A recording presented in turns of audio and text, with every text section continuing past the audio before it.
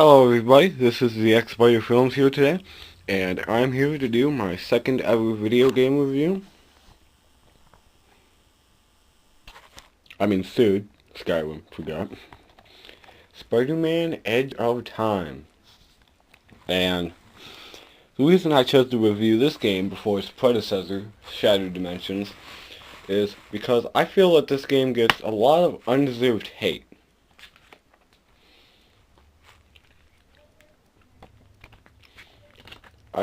Don't get me wrong, people have a lot of good points about this, but it by no means is as bad as everyone says it is.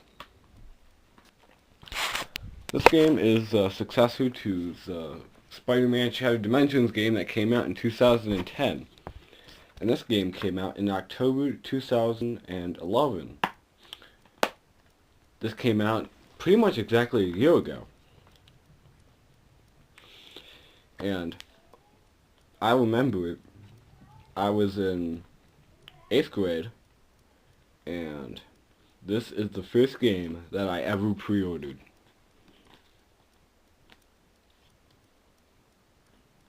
And I was really excited to the game, and when I got it, I played it all the time. Now, with the advantage of retrospect, and not like, OMG, this is a brand new Spider-Man game, this is awesome. Let's take a look at it. Now, this game is very short. It takes about 3-4 hours to beat if you know what you're doing. And that is pitiful. I'm being honest, this point, it really is. And it takes a step back from the Spider-Man Shattered Dimensions 4th Spider-Man, and this game focuses on 2. And this allows them to have a much greater storyline with more focuses on the 2 main Spider-Men. And I really liked it. The story. Of course, if you've seen Back to the Future or anything like that, you're going to be very familiar with the storyline. Scientist goes back in time, blah blah blah blah blah, Spider-Man dies, Spider-Man from the future has to help the Peter Parker from the present so they can save the future. Nothing new here, nothing revolutionary, but it's the character work that makes it very well done. I even found myself liking Miguel O'Hara's character a lot, which I don't normally do, honestly. But we'll save that discussion for another time.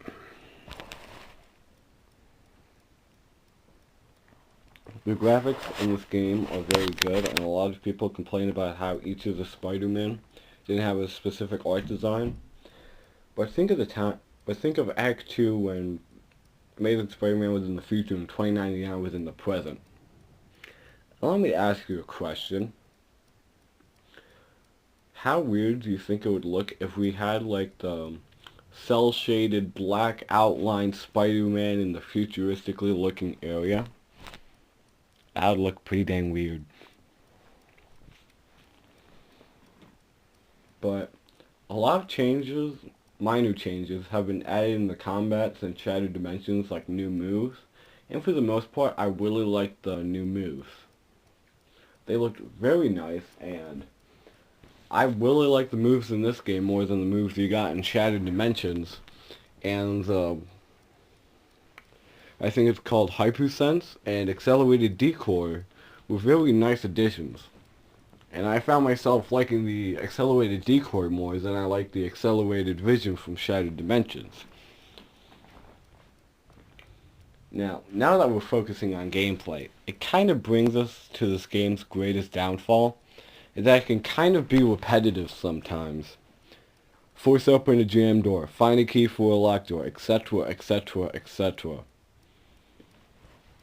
Now, if you're willing to look over repetition, as I can be, as long as it's not extreme, which this game is borderline, you will still enjoy the nice combat, which with upgrades that you had in the Shattered Dimensions. Good character work. And Spider-Man and Spider-Man talking to each other. And this dynamic really helps push the story forward, and it's very interesting. And all the boss battles I felt were very well done, with the exception of the Black Cat boss fight, which I just despise, because it was weird. Like, since when can Black Cat teleport? Never mind. But, at the end of the day, you have to realize that this was being worked on a smaller team because the main project that was going on was The Amazing Spider-Man. I'm going to give this game a 6.5. I mean, not 6.5. 7.5 out of 10. It's a really fun game with nice alternate costumes, good selection of those. Challenges are awesome.